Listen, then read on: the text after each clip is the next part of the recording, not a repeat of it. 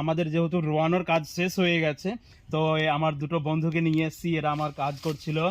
এর নাম রাম, ও इसको इन लोगों को पूरा हिंदी समझ में आता है।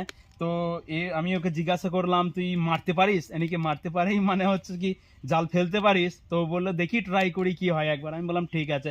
আর এই কিন্তু সার্কাসে কাজ করতো, গ্রেট মুম্বাই সার্কাস, যে তোমরা শুনলে হয়তো অবাক হয়ে যাবে, ঋত্বিক রোশনের যে একটা সিনেমা ছিল ক্রিস, সেই সার্কাসের যে শুটিং ছিল আগুন লাগানোর জন্য, তো সেই আগুন কিন্তু সেইখানে সময় ও কিন্তু ছিল, সেই সময় ও কাজ করছিল। क्रिस जब शूट हुआ था तब तुम उधर था ना? हाँ। उधर काम किया ना? हाँ। तो क्रिस मूवी का जो पहला मूवी का जो शूटिंग हुआ था वो उधर था, वहीं पे काम कर रहा था। और जो कर्नाटक जो तमिल एक्ट्रेस और एक्टर जो है, जितना भी है तमिल एक्टर और एक्ट्रेस जितना भी है, उन लोगों के साथ सबके साथ मिला हुआ है। मतलब মানে হচ্ছে যে তামিল ইন্ডাস্ট্রি যে নায়ক নায়িকারা আছে ও এই ইন্ডাস্ট্রিতে কাজ করেছে।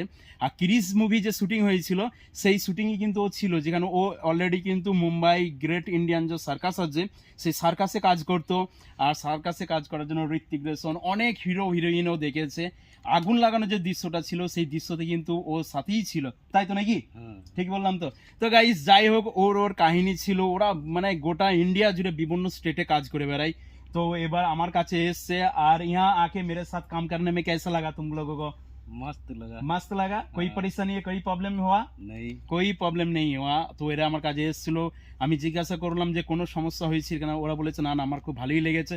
তো আজকে এসেছি গাইস আমাদের এই পুকুরে মাছ ধরার জন্য।